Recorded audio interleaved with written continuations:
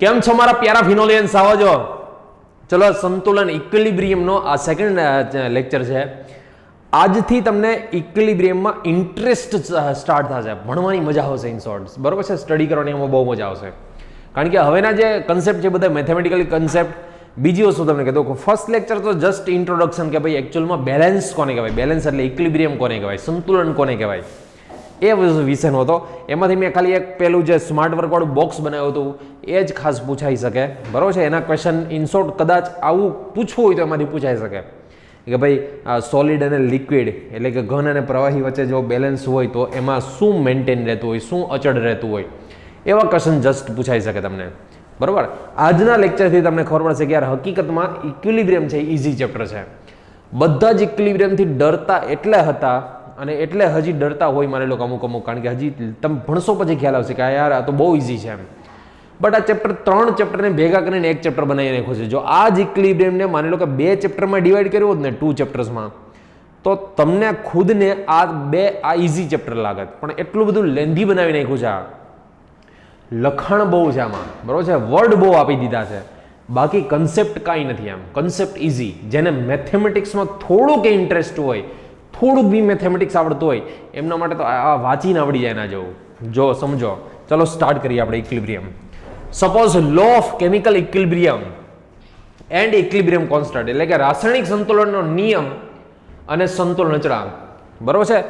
Equilibrium constant, આ જે છે ઇક્વિલિબ્રિયમ કોન્સ્ટન્ટ સંતુલન અચળાંક, જેને આપણે જનરલી KEQ ઇક્વિલિબ્રિયમ કોન્સ્ટન્ટ, યા તો અહીંયા આપણે એને KC તરીકે લઈએ છીએ, કે ઇક્વિલિબ્રિયમ, યા તો એને KC તરીકે લઈએ છીએ આપણે. 2 સાયન્ટિસ્ટ હતા, સાંભળજો ખાસ, ગુલ્ડબર્ગ એન્ડ વાગ, બરોબર છે, ગુલ્ડબર્ગ એન્ડ વાગે, આ બે જે સાયન્ટિસ્ટ હતા એમને, આ બંને સાયન્ટિસ્ટોએ આ લો ઓફ ઇક્વિલિબ્રિયમ એટલે કે રાસાયણિક સંતુલનનો નિયમ એન્ડ ઇક્વિલિબ્રિયમ કોન્સ્ટન્ટ આના વિશે થોડુંક સમજાવ્યું હતું, બરોબર છે. આમ તો આખું એનું નેમ છે કેટો મેક્સમિલિયન ગુલ્ડબર્ગ, અને આ છે પીટર વાગે. બટ બેને ભેગા કરીને ગુલ્ડબર્ગ એન્ડ વાગેનો રૂલ્સ કહેવાય છે, એનો નિયમ કહેવાય છે. ગુલ્ડબર્ગ અને વાગે આ લોકોએ સમજાવ્યું હતું શું? તો એમને એવું સમજાવ્યું હતું કે માની લો કે A+B આ બે મિક્સ થઈને ઇક્વિલિબ્રિયમ એટલે કે સંતુલન, માનો કે C+D. પહેલા ઇક્વિલિબ્રિયમ માટે રિવર્સિબલ હોવું જરૂરી છે, સંતુલન માટે આ પ્રતિવર્તી હોવું જોઈએ. પહેલો જ ઇક્વિલિબ્રિયમનો રૂલ્સ શું, સંતુલનનો રૂલ્સ શું? ઇક્વિલિબ્રિયમનો રૂલ્સ કે આ રિવર્સિબલ હોવું જોઈએ. રિવર્સિબલ એટલે કે આમાંથી આ બનવું જોઈએ અને આમાંથી આ બનવું જોઈએ, પ્રતિવર્તી ટૂંકમાં હોવું જોઈએ, રિવર્સિબલ હોવું જોઈએ. ઓકે. ગુલ્ડબર્ગ અને વાગે એવું કહ્યું કે આમાં પ્રોડક્ટ એટલે કે નિપજોની સાંદ્રતા, concentration of product upon concentration of reactant, આ બેનો રેશિયો લો ને તો એ તમને કોન્સ્ટન્ટ મળે, અને એ કોન્સ્ટન્ટને KC થી ઓળખવામાં આવે છે. ફરી પાછું KC, સંતુલન અચળાંક કેવી રીતે કાઢવામાં આવે? સંતુલન અચળાંક KC, ઇક્વિલિબ્રિયમ કોન્સ્ટન્ટ KC કેવી રીતે કાઢવામાં હોય? તો કે પ્રોડક્ટની કન્સન્ટ્રેશન એટલે કે નિપજોની સાંદ્રતા છેદમાં રિએક્ટન્ટની કન્સન્ટ્રેશન એટલે કે નિપજોની સાંદ્રતા, પ્રક્રિયકોની સાંદ્રતા છેદમાં નિપજોની સાંદ્રતા. હા કે ના? એવું ના હોય. નિપજની સાંદ્રતા છેદમાં પ્રક્રિયકની, product concentration upon reactant concentration. ફરી પાછું પ્રોડક્ટની કન્સન્ટ્રેશન અપોન રિએક્ટન્ટની કન્સન્ટ્રેશન. એમને શું કરશું આપણે કે ઇક્વિલિબ્રિયમ, અને ઇક્વિલિબ્રિયમ કરતાં અહીંયા KC વર્ડ વધારે યુઝ થાય છે બીકોઝ આ જે સ્ક્વેર બ્રેકેટ લખ્યા છે, ચોરસ કૌંસ લખ્યા છે સ્ક્વેર બ્રેકેટ, એ કન્સન્ટ્રેશન એટલે કે સાંદ્રતાના છે. બરોબર છે. સ્ક્વેર બ્રેકેટ શું છે? સાંદ્રતા એટલે કે કન્સન્ટ્રેશનના છે એકચ્યુઅલી. આમ તો આમને બહુ ડિટેલમાં ડિરાઈવ કરવાનું હોય, બટ તમારે ડિટેલમાં કોઈ ડિરાઈવ કરવાનો આવતો જ નથી. છતાં બીજો માની લો કોઈને એમ થાય કે ચલો મારા ગુલ્ડબર્ગ અને વાગે 10થમાં 10મા ધોરણમાં આવતું આ, બરાબર છે, 10th સ્ટાન્ડર્ડમાં. કોઈને એમ થાય કે ચલો મારા ડિટેલમાં આખું ડિરાઈવ કરવું છે, આપણી NCERTમાં તો આપ્યું નથી આ, બરાબર, બટ ઇઝી. આને વેલોસિટી ઓફ ફોરવર્ડ કહેવાય, આમને વેલોસિટી ઓફ રિવર્સ કહેવાય. Velocity of forward is directly proportional two concentration of A and concentration of B. So velocity of forward એટલે કે પુરોગામી પ્રક્રિયાનો વેગ, velocity of forward is equal two KF એટલે કે forward રિએક્શનનો rate constant આને equation number 1 આપી દો. પછી velocity of reverse is directly proportional two reactant ને બદલે અહીંયા પ્રોડક્ટ આવી જશે ને. આ ફોરવર્ડમાં શું હતું? રિએક્ટન્ટ હતું. અહીંયા શું છે રિવર્સમાં? તો કે કે reverse C into D. C into D છે, બી નહીં, બરાબર છે? C into D, C into D હોય. તો આ ઇક્વેશન નંબર 2 લઈ લો. ચલો પછી 2 ડિવાઈડ બાય, પહેલા તો એક મને કહો એટ ઇક્વિલિબ્રિયમ. જોજો, એટ ઇક્વિલિબ્રિયમ એટલે કે સંતુલને. ઇક્વિલિબ્રિયમ કહેવાય કોને? આગળના લેક્ચરમાં આપણે શીખી ગયા ઇક્વિલિબ્રિયમ કોને કહેવાય. તો કે વેલોસિટી ઓફ ફોરવર્ડ ને વેલોસિટી ઓફ રિવર્સ બે સેમ થાય.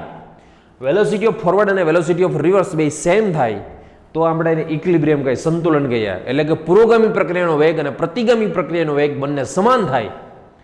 વેલોસિટી ઓફ ફોરવર્ડ અને વેલોસિટી ઓફ રિવર્સ બંને સેમ થઈ જાય તો એને આપણે ઇક્વિલિબ્રિયમ કહીએ. તો વેલોસિટી ઓફ ફોરવર્ડ શું છે? તો કે વેલોસિટી ઓફ ફોરવર્ડ છે કે F A into B. Velocity of reverse શું છે? તો કે આર સી ઇન્ટુ ડી. ચલો કોન્સ્ટન્ટ ને ભેગા લઈએ. કે એફ આને મલ્ટિપ્લિકેશન થી આ સાઈડ આવવા દો તો કે આર થઈ જાય is equal to C into D upon A into B. બરોબર. કોન્સ્ટન્ટ ડિવાઈડ બાય કોન્સ્ટન્ટ, તો ન્યૂ કોન્સ્ટન્ટ આવશે. એ ન્યૂ કોન્સ્ટન્ટ ને કહે છે KC. Where KC is equal to equilibrium constant. Where KC is equal to equilibrium constant. આ રીતે divide કરવાનું હોય એકચ્યુઅલી, બટ તમારે કોઈ આવું ડિરાઈવ કરવાનું હોય, બટ આ રીતે તમારે ડિરાઈવ કરવાનું આવતું નથી. તમને તો જસ્ટ ખાલી એટલું જ કરવાનું. સમજો ખાસ, a plus B it gives C plus D આવી રીતે આપેલું હોય તો ઇક્વિલિબ્રિયમ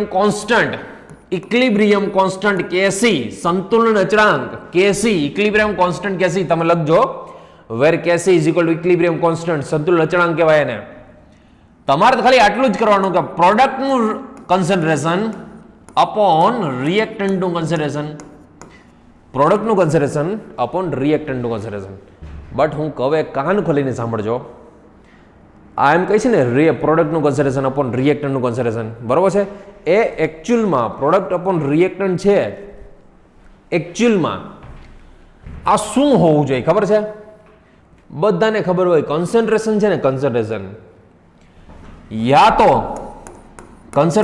યા તો એક્વિયસ મીડિયાને હોય યા તો ગેસને હોય. ગેસને કન્સન્ટ્રેશન, ગેસનું કન્સન્ટ્રેશન એટલે પ્રેશર, ગેસનું કન્સન્ટ્રેશન એટલે શું હોય? પ્રેશર હોય.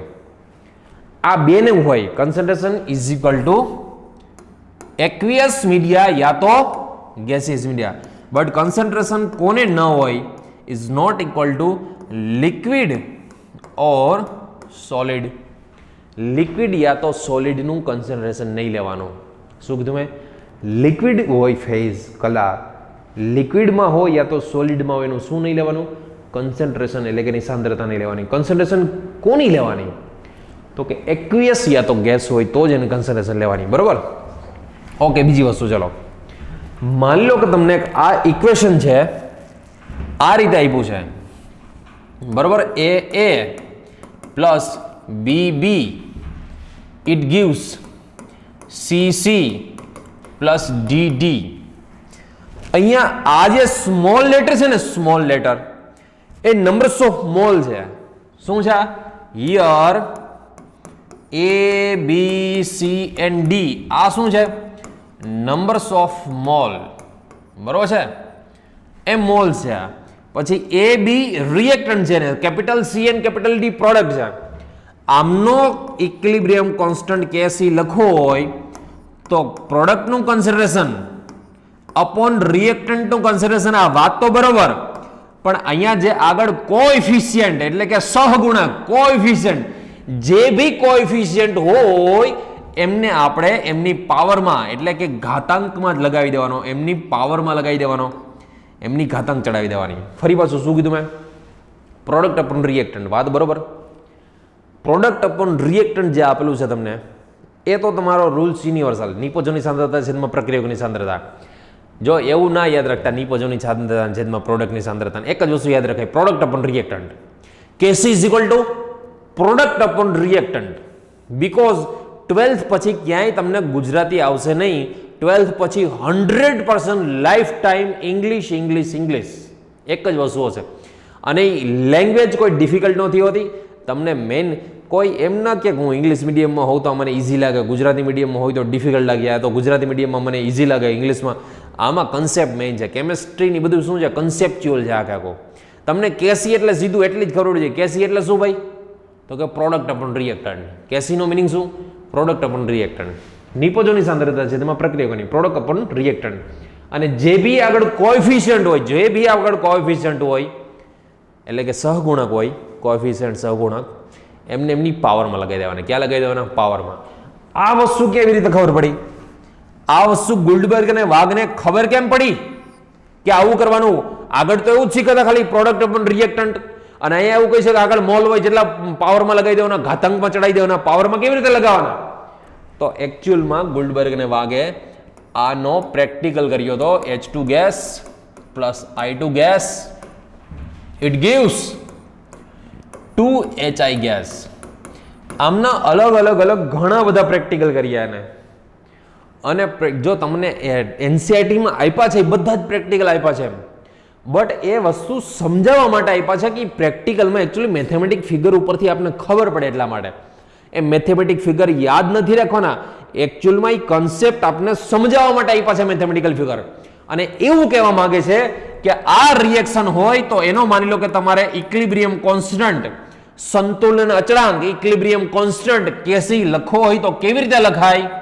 તો કે પ્રોડક્ટનું રિએક્ટન્ટ અપોન પ્રોડક્ટનું કોન્સન્ટ્રેશન અપોન રિએક્ટન્ટનું કોન્સન્ટ્રેશન. બટ એને એવું જોવા મળ્યું એવરી એક્સપેરિમેન્ટમાં, એવરી પ્રેક્ટિકલમાં, એવરી એક્સપેરિમેન્ટમાં એવું જોવા મળ્યું કે અહીંયા એનો કોએફિશિયન્ટ છે ને, એટલે એનો જે અહીંયા HI નું કોન્સન્ટ્રેશન હોય ને, એકચ્યુઅલમાં એની સ્ક્વેર થઈ જાય છે, એના કોન્સન્ટ્રેશનનો સ્ક્વેર થઈ જાય છે.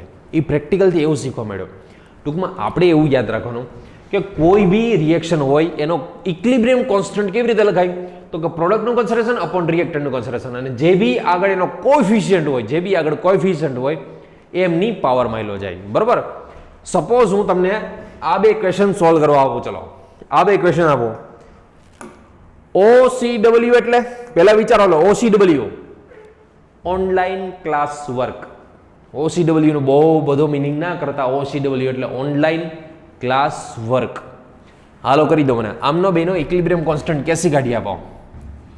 ચલો આમનો કેસી શું છે ભાઈ? પ્રોડક્ટ તરીકે આપણી પાસે છે NO and H2O upon ammonia into O2. But NO નો છે કોએફિશિયન્ટ 4 તો એ પાવરમાં હેલો જાય. H2O નો છે 6, એમોનિયાનો છે 4 અને O2 નો છે 5. ટૂંકમાં જે બી એનો કોએફિશિયન્ટ છે, એનો સહગુણક, એ એમની કન્સિડરેશનની પાવરમાં હેલો જાય. બરોબર? ચલો મારે આનો કેસી લખવો. ચાલો આનો ઇક્વિલિબ્રિયમ કોન્સ્ટન્ટ કેસી લખવો તો કેવી રીતે લખાય? હવે હું ડાયરેક્ટ લખતો જાઉં. એમોનિયાનો square upon N2 into H2 raise to 3 આવશે. બરોબર? ઇન શોર્ટ કોઈ બી તમારે ઇક્વિલિબ્રિયમ કોન્સ્ટન્ટ ગુલ્ડબર્ગ વાગે ચોખ્ખું કહી દીધું ભાઈ. એને પ્રેક્ટિકલ એને કરીને થાકી ગયા બિચારા, અને છેવટે કહેતા ગયા કે યાર તમારે પ્રેક્ટિકલ કરવાની જરૂર નથી, અમે બધાએ પ્રેક્ટિકલ કર્યા જ છે અહીંયા, અને પ્રેક્ટિકલ કરવા બેસતા નહીં. અને પ્રેક્ટિકલ જો કરવા જ હોય તો નીટની એક્ઝામ આપ્યા પછી યા તો JEEની એક્ઝામ આપ્યા પછી મસ્તીના નિરાતે બેસીને પછી એના પ્રેક્ટિકલ કરવાના. એટલે હકીકતમાં આવું થાય છે કે નથી થતું એમ? તો પ્રોડક્ટ અપોન રિએક્ટન્ટ અને પ્રોડક્ટમાં જે બી કોએફિશિયન્ટ હોય એના સહગુણક હોય એની ઘાતમાં લગાવી દેવાના, એની પાવરમાં લગાવી દેવાના, અને પ્રોડક્ટમાં બી જે બી એમના કોએફિશિયન્ટ હોય એની પાવરમાં લગાવી દેવાના. અહીંયા કેસી શું છે? કેસીને શું કહેવાય? ઇક્વિલિબ્રિયમ કોન્સ્ટન્ટ કહેવાય. કેસીને શું કહેવાય? ઇક્વિલિબ્રિયમ કોન્સ્ટન્ટ કહેવાય. લખી નાખજો, where KC is equal to equilibrium constant. અરે હા ના? બરોબર? ઓકે. બીજી વસ્તુ હું તમને કહું.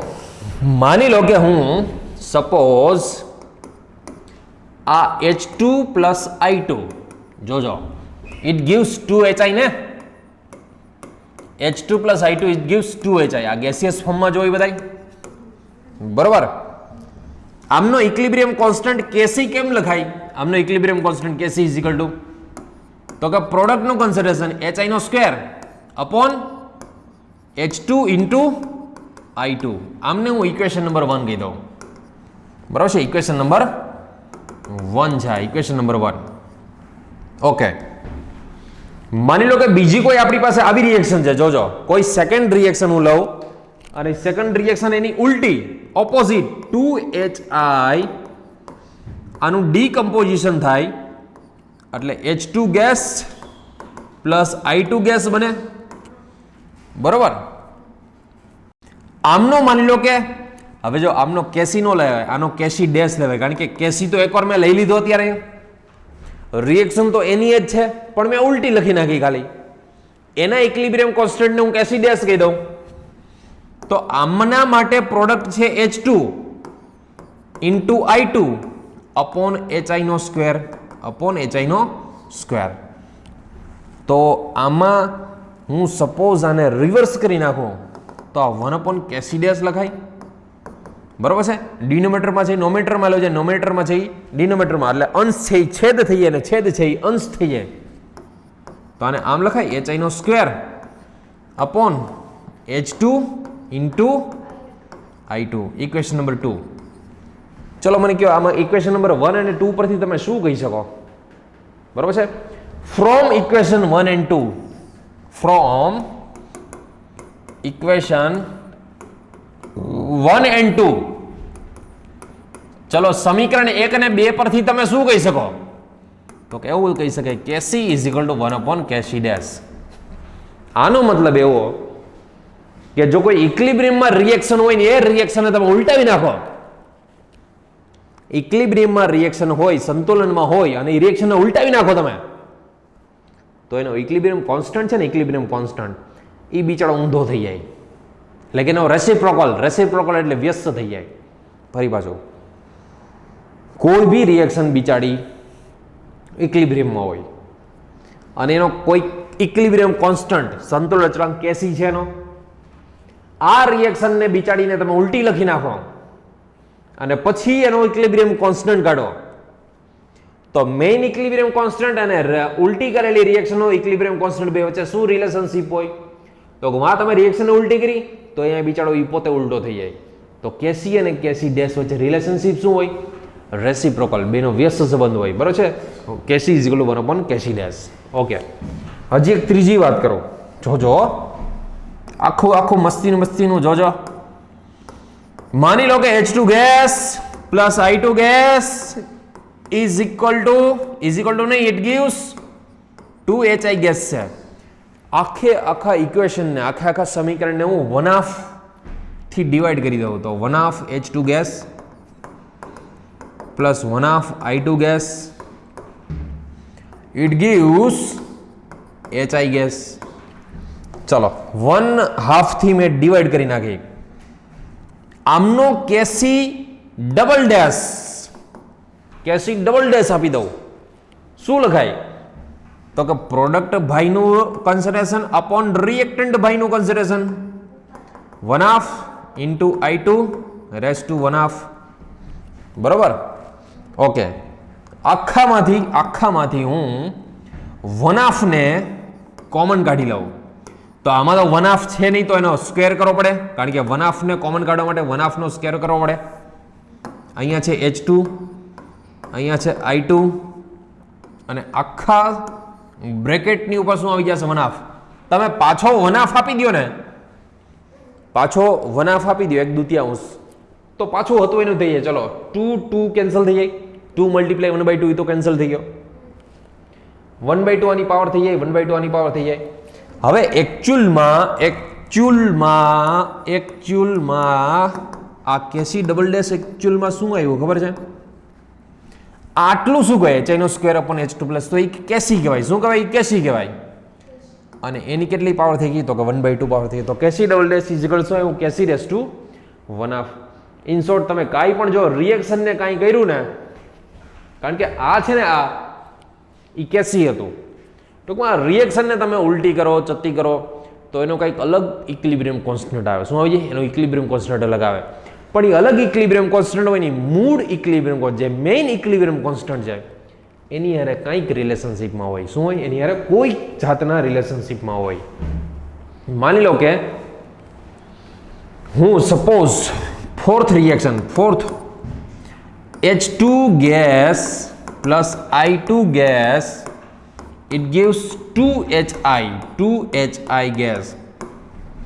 આમને હું n થી મલ્ટીપ્લાય કરી દઉં, n થી, તો આમાં KC ટ્રિપલ ડેશ લખી નાખો. અહીંયા કોઈ એવું ના કહેતા સાહેબ ટેક્સ્ટબુકમાં તો n થી મલ્ટીપ્લાય કરવું છે, n થી, એને તો KC ડબલ ડેશ નામ આપ્યું છે.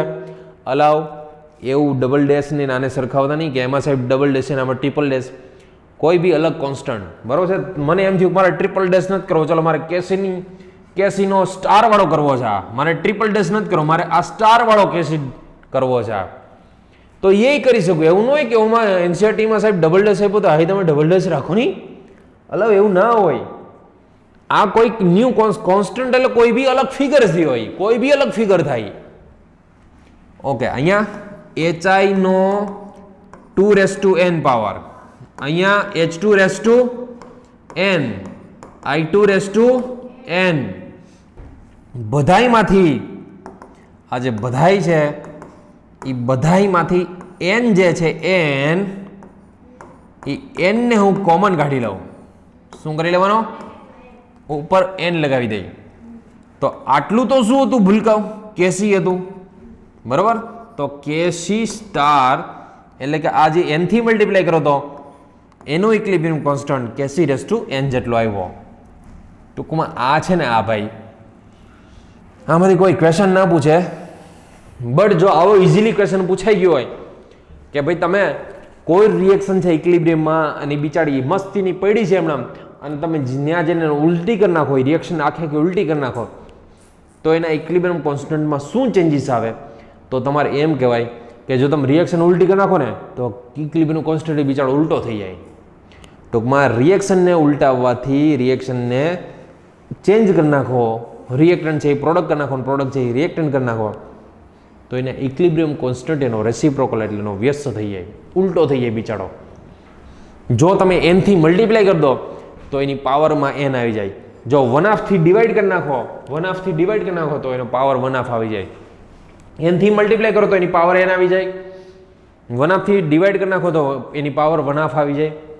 ઇન શોર્ટ તમે કંઈક કરો ને એટલે એના ઇક્વિલિબ્રિયમ કોન્સ્ટન્ટમાં કંઈક ચેન્જીસ થાય, બરાબર છે. આવું વસ્તુ આપણા બે હીરો ગુલ્ડબર્ગ અને વાગે કીધેલી હતી, બરોબર. ચલો હવે એક વસ્તુ બીજી ધ્યાન રાખજો.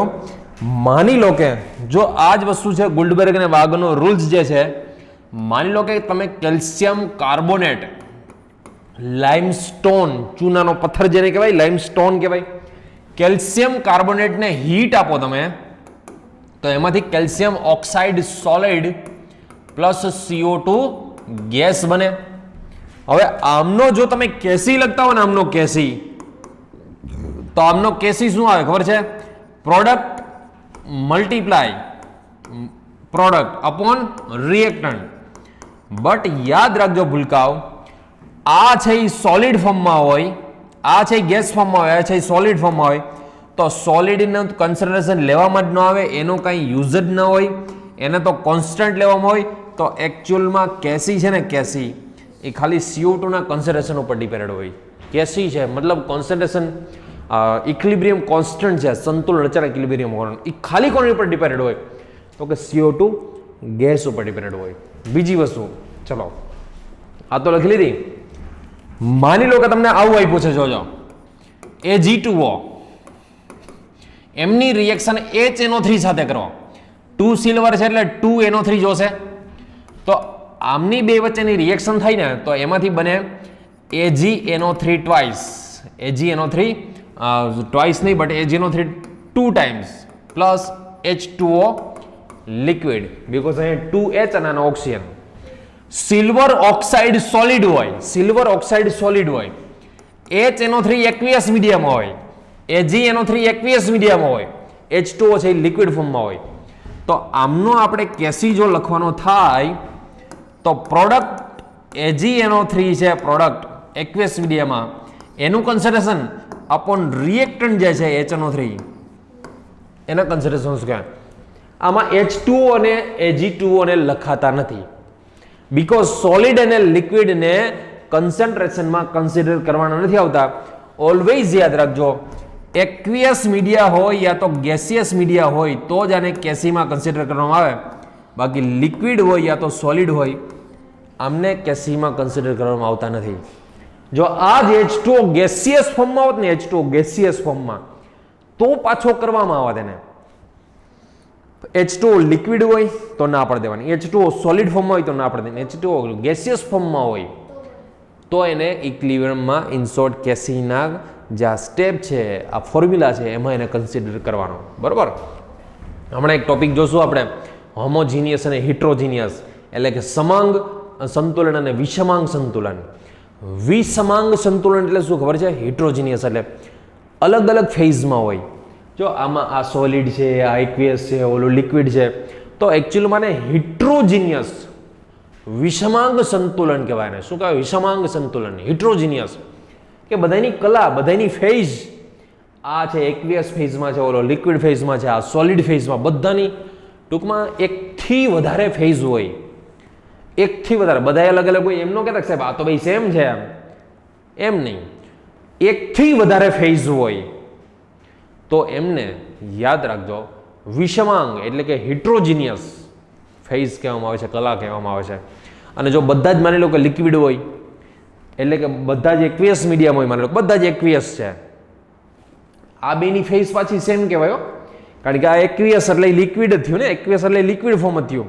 પેલું લિક્વિડ એટલે પ્યોર એકચ્યુઅલમાં લિક્વિડ છે, એટલે બેની ફેઝ તો પ્રવાહી જ એટલે કે લિક્વિડ જ થઈ કહેવાય. બટ આ છે ને, આ એ બે અલગ અલગ છે, આ બે એકચ્યુઅલમાં અલગ. આ સોલિડ એટલે આખી વસ્તુ અલગ થઈ ગઈ, એક્વિયસ એટલે આખી વસ્તુ અલગ થઈ ગઈ.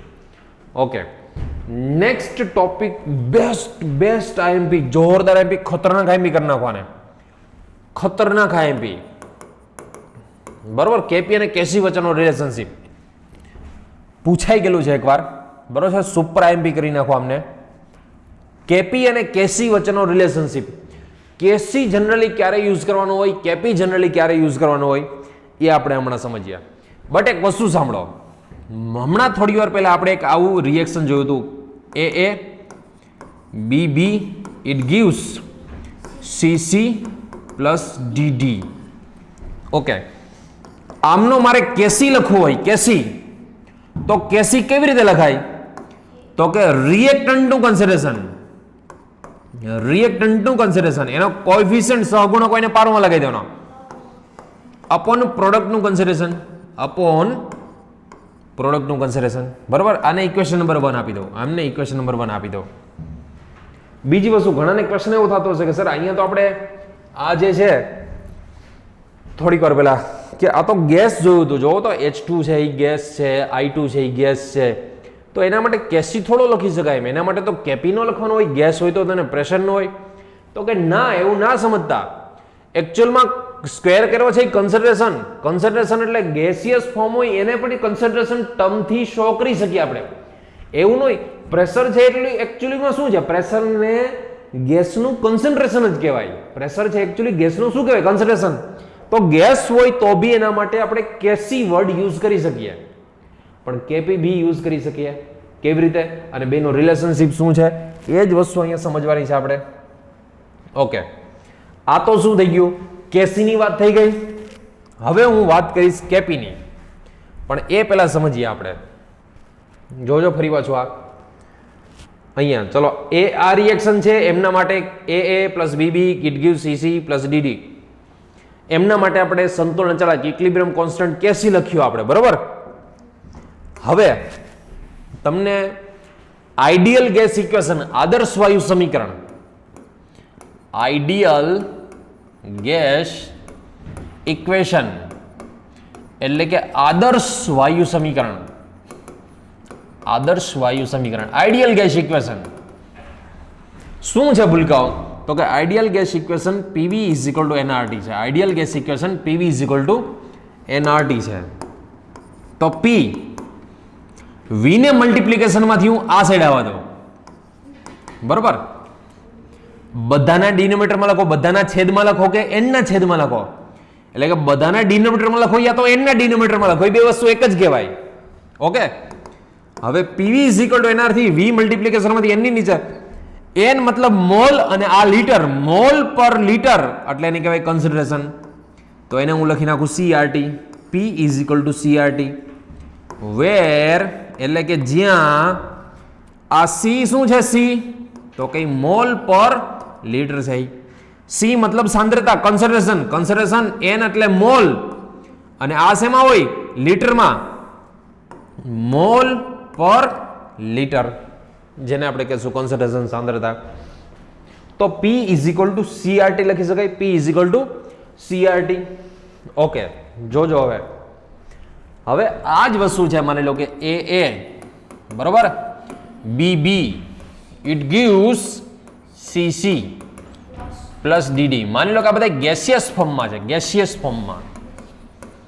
તો ગેસિયસ ફોર્મમાં હોય ને તો આને KP ઇઝ ઇક્વલ ટુ, જેમ તમે આગળ કેસી લખતા હતા એવી જ રીતે સેમ આને હું આવી રીતે લખી શકું, પ્રેશર ઓફ C અને એનો કોએફિશિયન્ટ C, આ કેપિટલ C છે, આ સ્મોલ c છે, into pressure of D raise to D upon pressure of A raised to A and pressure of B raised to B.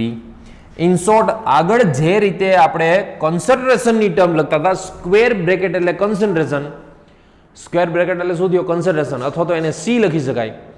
એવી જ રીતે અહીંયા હું પ્રેશર લખી શકું. ફરી પાછું જોવો તો જરાક આ છે ને આ ટર્મ, આ જ ટર્મને હું આમ બી લખી શકું. જોજો આ ટર્મ છે ને, સમજો આ અહીંયા C રેસ ટુ છે ને, એને હું આ રીતે બી લખી શકું, KC is equal two concentration of C raise to C, concentration of D raise to D upon concentration of A raise to A into concentration of B raise to B. તમે કાં તો સ્ક્વેર બ્રેકેટ કરો, કાં તો ચોરસ કૌંસ કરો, ચોરસ કૌંસ એટલે કે સ્ક્વેર બ્રેકેટ કરો, યા તો આ સ્ક્વેર બ્રેકેટનો C કરી નાખો. હવે આમાં લોચો થાય કે આ 3C છે, તો 3C માંથી કયો C આપણો? તો કયો C કેવી રીતે ઓળખાય? જો આ C છે ને, આ C મોટો બધો C દોર્યો, એ કોન્સન્ટ્રેશનનો છે. આ C છે ને, આ C એ પ્રોડક્ટનો C છે. એ શું છે? એ પ્રોડક્ટનો C છે. ફરી પાછો આ મોટો C છે, એ કોન્સન્ટ્રેશનનો છે. આ C છે એ પ્રોડક્ટનો, ને આ C શું છે? તો કે એનો સહગુણક, કોએફિશિયન્ટ છે. ટૂંકમાં આનાથી તમને ખબર ન પડે, આનાથી પરફેક્ટ ખબર પડી જાય. આ C છે એ કન્સન્ટ્રેશન, કન્સન્ટ્રેશન એટલે ચોરસ કૌંસ છે એનો છે.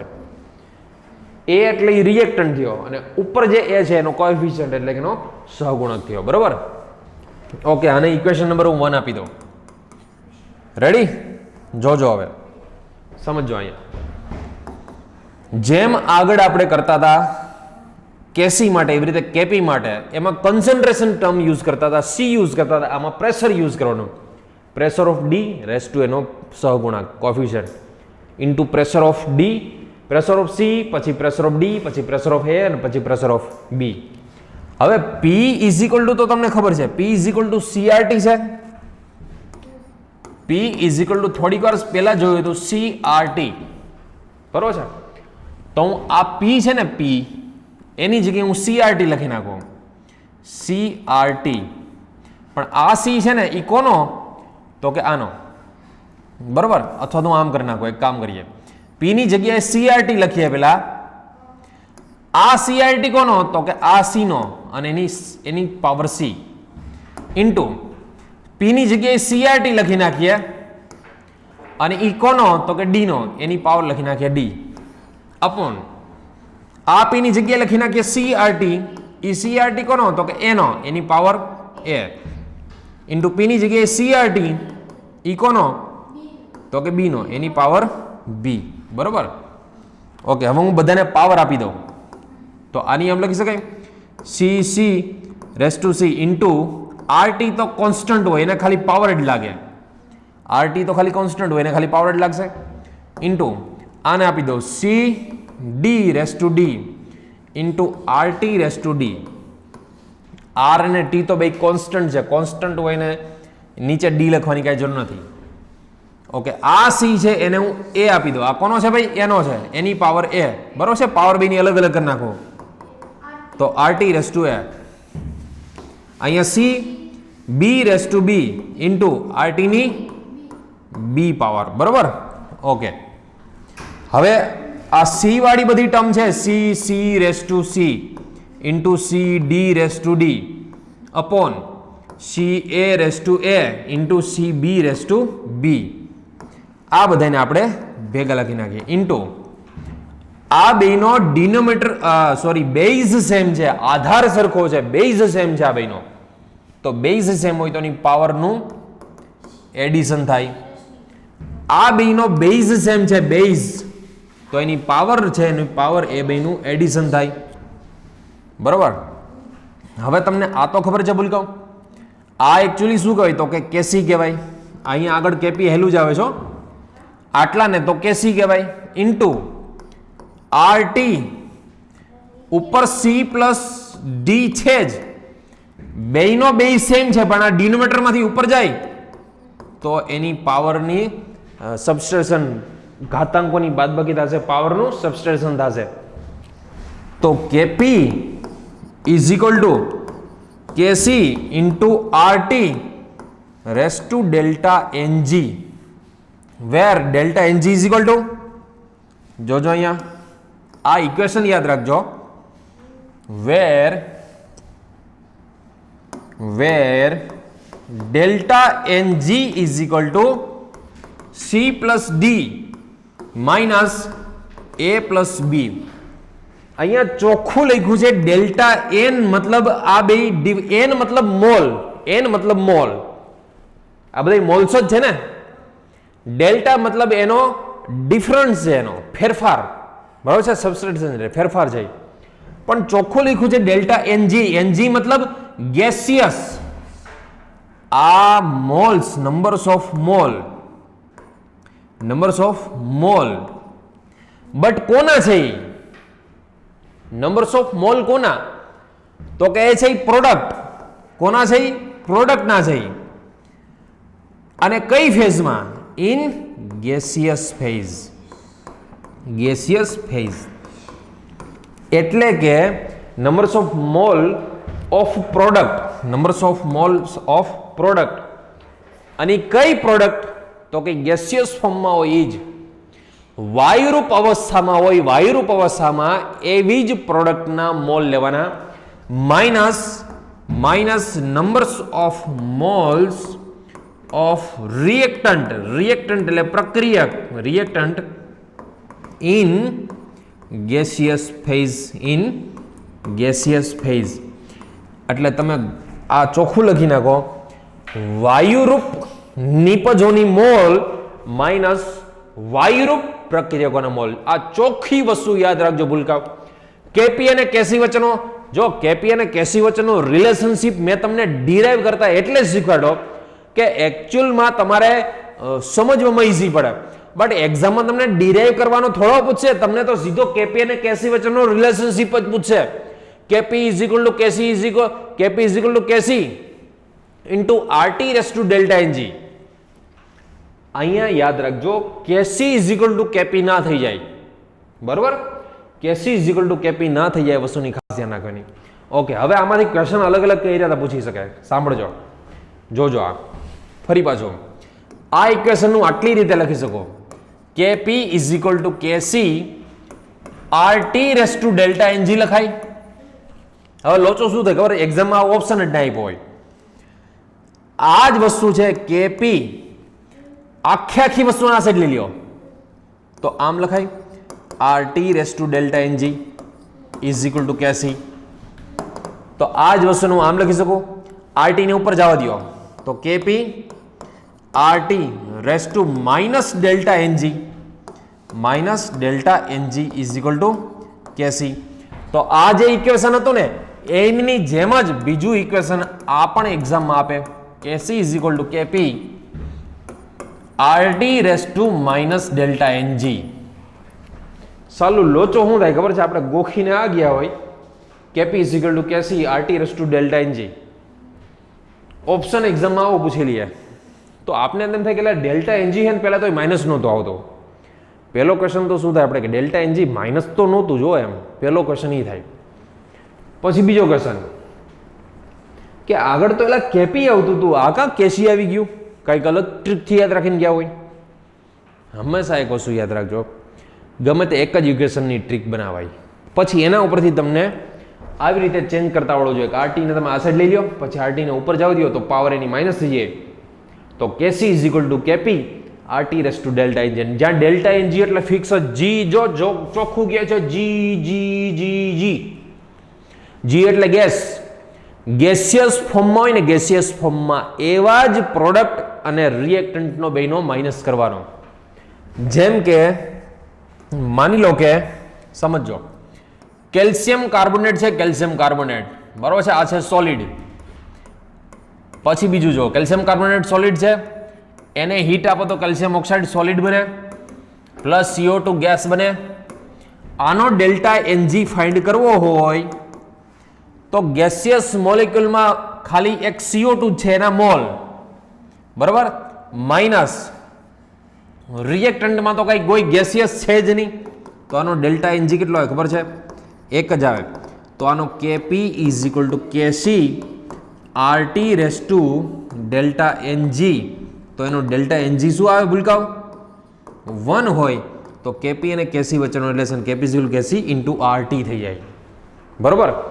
ઓકે, તમને માની લો કે આવું ઇક્વેશન આપ્યું હોય H2 gas plus N2 gas Haber વિધિ, તો ખબર છે આમાં 3 મોલ્સ ઓફ H2 જોઈએ અને 2 મોલ્સ ઓફ એમોનિયા ગેસ બને. આના કેપી અને કેસી વચ્ચેનો રિલેશનશિપ પૂછ્યો હોય તો KP is equal to KC RT raise to delta NG. હવે ડેલ્ટા એનજી એટલે શું? તો કે નંબર્સ ઓફ પ્રોડક્ટ ગેસિયસ ફોર્મમાં હોય એના 2 માઇનસ રિએક્ટન્ટ 3 પ્લસ 1, આના 3 મોલ્સ છે, આના 1 મોલ્સ છે, તો 2 માઇનસ 4 તો માઇનસ 2. તો આ ઇક્વેશન આવી રીતે લખી શકાય KP is equal to KC RT raise to minus 2. બરોબર છે? આવા 4 માર્ક્સમાં પૂછાઈ ગયો છે. આવા 4 માર્ક્સમાં પૂછાઈ ગયો છે કે ભાઈ આ રિએક્શન માટે નીચેનામાંથી which of the following is a correct relationship in between KC and KP. તો એમના માટેનો ક્વેશ્ચન પૂછાઈ ગયા છે ભૂલકાઓ. તો કેપી અને કેસી વચ્ચેના રિલેશનશિપના તમને ખબર હોવા જોઈએ. ગેસિયસના જ ડેલ્ટા એનજી લેજો, પ્રોડક્ટ માઇનસ રિએક્ટન્ટ કરવાના છે, નંબર્સ ઓફ મોલ બટકોના ગેસિયસ ફોર્મમાં હોય તો જ, સોલિડ ફોર્મમાં હોય તો નહીં લેવાના. બરોબર? ઓકે, હોમોજીનિયસ ઇક્વિલિબ્રિયમ, માની લો કે આવો ક્વેશ્ચન પૂછ્યો, હોમોજીનિયસ ઇક્વિલિબ્રિયમ એટલે કે સમાંગ સંતુલન. હોમોજીનિયસ ઇક્વિલિબ્રિયમ એટલે કે સમાંગ સંતુલન. તો all phase are same, all phase are same. બધી જ ફેઝ એટલે બધી જ કલા સરખી હોય, બધા જ એક જ કલામાં હોય તો એને સમાંગ સંતુલન કહેવાય. જેમ કે માની લો કે Fe3 plus aqueous plus SCN minus aqueous, it gives FeSCN 2 plus aqueous. આ બધા જ એક જ ફેઝની અંદર છે, જો એક જ કલામાં છે, તો આને સમાંગ સંતુલન એટલે કે હોમોજીનિયસ ઇક્વિલિબ્રિયમ કહેવાય. માની લો કે આપણી પાસે ગમે તે ઇક્વેશન લઈ શકો એવું નહીં. આ છે માની લો કે CH2CH3 એટલે કે ઇથાઇલ ઇથેનોઇડ, ઇથાઇલ ઇથેનોઇડ, એનું હાઇડ્રોલાઇસિસ કરો in the presence of H+, બરાબર, in the presence of H+, તો આના હાઇડ્રોલાઇસિસથી એસિડ પ્લસ એલ્કોહોલ મળે, એસિડ પ્લસ એલ્કોહોલ, એલ્કોહોલમાં ઇથેનોલ. બરાબર છે? મોજ કરી દીવાળો. આ બધા એક્વિયસ મીડિયમ હોય, H2O લિક્વિડ. હવે આમાં લોચો શું થાય ખબર? એમ કે સાહેબ આ તો એક્વિયસ છે ને આ તો લિક્વિડ છે. અલા ભાઈ, એક્વિયસ મીડિયા અને લિક્વિડ મીડિયા બધા એક જ મીડિયા કહેવાય. એક્વિયસ મીડિયા કંઈ અલગ થોડું છે, એ લિક્વિડ ફોર્મ જ છે. એક્વિયસ છે એ લિક્વિડ ફોર્મ જ છે. એટલા માટે યાદ રાખજો. જો એક્વિયસ એટલે વોટર જ થયું. આ એક્વિયસ એટલે શું થયું? વોટર, વોટરમાં થયું. આ વોટર, ઓલું વોટરમાં થયું, ઓલું વોટરમાં થયું. આ તો બધા જ છે એ સેમ છે, એક જ ફેઝની અંદર છે ને એક જ ફેઝની અંદર હોય તો શું કહેવાય? સમાંગ સંતુલન, હોમોજીનિયસ ઇક્વિલિબ્રિયમ. બીજી વસ્તુ તમને હેટ્રોજીનિયસ એટલે કે વિષમાંગ સંતુલન. મોર ધેન વન ફેઝ, આમાં શું હોય? મોર ધેન વન ફેઝ, એકથી વધારે કલા હોય, એકથી વધારે કલા હોય. જેમ કે કેલ્શિયમ કાર્બોનેટને હીટ આપો તમે, કેલ્શિયમ કાર્બોનેટ સોલિડ ફોર્મમાં હોય, અને હીટ આપો એટલે શું બની જાય? Calcium oxide plus CO2 gas. તો આમાં સોલિડ અને ગેસ બે ફેઝ છે, તો આ હિટ્રોજીનિયસ એટલે કે વિષમાંગ સંતુલન કહેવાય. પછી મેં તમને એક આઈ બતાવ્યું હતું, સિલ્વર ઓક્સાઇડ હોય એનું તમે HNO3 માં એડ કરી દો તો એમાંથી બનશે 2HgNO3 પ્લસ H2O. તો આમાં લિક્વિડ એટલે કે એક્વિયસ અને સોલિડ મીડિયા છે, તો આ હિટ્રોજીનિયસ થઈ ગયું. ઓકે, આવી જ રીતે મોન્ડ કાર્બોનિલ પ્રોસેસ મેટાલર્જીમાં આવી જ ગયો છે. મોન્ડ કાર્બોનિલ પ્રોસેસ, નિકલ સોલિડમાં CO ગેસ એડ કરી દો તો એમાંથી બનશે NiCO4 અને આ કોમ્પ્લેક્સ ગેસિયસ ફોર્મમાં હોય. યાદ રાખજો, એ કોમ્પ્લેક્સ ગેસિયસ ફોર્મમાં હોય. મોન્ડ કાર્બોનિલ પ્રોસેસ અશુદ્ધ નિકલમાંથી શુદ્ધ નિકલ એટલે કે ઇમ્પ્યોર નિકલમાંથી પ્યોર નિકલ ફાઇન્ડ કરવા માટે જો આને તમે હીટ આપો, આ બે વચ્ચે તો પહેલા કોમ્પ્લેક્સ બને, અને એને હાઈ હીટ આપો તો ફરી પાછો કોમ્પ્લેક્સ ડીકમ્પોઝ થઈને પાછું આ બે બની જાય. એટલે જેટલો ઇમ્પ્યોર નિકલ હોય એ પડ્યો રહેશે, ટૂંકમાં ઇમ્પ્યોરિટી બધી પડી રહેશે, નિકલની સાથે ઇમ્પ્યોરિટી હોય, અને માત્ર પ્યોર નિકલ છે એ જ આની સાથે જોઈન્ટ થઈને આ બને. ગેસ બની જાય પછી કાઢી લેવાનું, કાઢીને પાછું હીટ આપી દો એટલે પાછો નિકલ મળી જાય આપને. તો આમાં નિકલ સોલિડ ફેઝમાં છે, આ ગેસ ફેઝમાં, ઓલું ગેસ ફેઝમાં. તો આ બધી ડિફરન્ટ ફેઝ એટલે કે અલગ અલગ કલા કહેવાય. તો એને હિટ્રોજીનિયસ એટલે કે વિષમાંગ સંતુલન તરીકે ઓળખવામાં આવે છે. આઈ હોપ ભૂલકાઓ કે તમને આમાં થોડી ઘણી ખબર પડી હશે. એકવાર ફરી પાછો જો પોસિબલ હોય તો સ્પીડમાં એકવાર આ લેક્ચર જોઈ લેજો, લખજો, ખાસ એક એક વસ્તુ લખજો. તમને આ સંતુલન ચેપ્ટર બહુ ઇઝી લાગશે, ખરેખર ઇઝી છે. આ લેક્ચર પછી તરત જ એના પછીના લેક્ચરમાં આપણે આના એક્ઝામ્પલ્સ જોશું. એ એક્ઝામ્પલ્સ બી એટલા જ ઇઝી છે, બરાબર? ખૂબ ઇઝી ચેપ્ટર છે આ, ખૂબ મહેનત રાખજો. અને કાંઈ પણ આમાં ક્વેશ્ચન તમને થાય, ન સમજાય તો મારા વોટ્સએપ નંબર છે, મને બિંદાસ 9427435417 ઉપર કોલ કરજો. બીજી વસ્તુ, ઘણા બધાને એમ થતું હશે કે સર મારે લેક્ચર્સ ઘણા બધા વધી ગયા છે, મારે 1-2 દિવસની ગાફલતને લીધે લેક્ચર્સ ઘણા બધા ભેગા થઈ ગયા છે. કાંઈ વસ્તુ ન કરાય. શું કરાય ખબર છે? કોઈ પણ જે ચેપ્ટર તમારે બાકી હોય ને, 2 ફિઝિક્સ જોવો ને, 2 કેમિસ્ટ્રી જોવો ને, 2 બાયો જોવો ને, એમ ભેગું ના કરાય. ઇક્વિલિબ્રિયમ ચેપ્ટર જોવો છો, બરાબર? તો એકી સાથે ઇક્વિલિબ્રિયમ જોઈ નાખાય આખે આખું, જો લેક્ચર્સ એમાં અપલોડેડ હોય તો. માની લો કે તમે બાયોમોલિક્યુલ જોવો છો તો બાયોમોલિક્યુલ આખે આખા અપલોડેડ છે જ, એમાં આખે આખું બાયોમોલિક્યુલ જોઈ લેવાય એક હારે. રેડોક્સ છે તો આખે આખું રેડોક્સ જોઈ લેવાય. ડીએફ છે તો આખે આખું ડીએફ જોઈ લેવાય. મેટાલર્જી છે આખે આખું મેટાલર્જી જોઈ લેવાય. તો એનાથી શું થાય ખબર? એક્યુરસી આવે અને સ્પીડ આવે. અને જો લેક્ચર અતિ ફાસ્ટ ફોરવર્ડ 2x માં જોવે ને, 2x માં એક્યુરસી જ નહીં આવે, કોઈ દી જિંદગીમાં એક્યુરસી ન આવે. જો 2x માં જોયા ને તો ફટાફટ જોવાની કોશિશ કરશો ને, ડબલ મહેનત જોશે. તો વ્યવસ્થિત નિરાતે જોવાના, પણ ટાઈમ મેક્સિમમ ભરવાનો. જેટલો ટાઈમ મેક્સિમમ ભરશો એટલી તમને એક્યુરસી વધશે, બરાબર? તો ભૂલકાઓ, ઇક્વિલિબ્રિયમ બહુ ઇઝી ચેપ્ટર છે. આજે જેમ ભણ્યા એમ જ ઇઝી આવશે. ખૂબ મહેનત કરશો આપણે, ખૂબ આગળ વધો એવા મારા આશીર્વાદ. જય શ્રી કૃષ્ણ, જય સુમન, જય હિન્દ.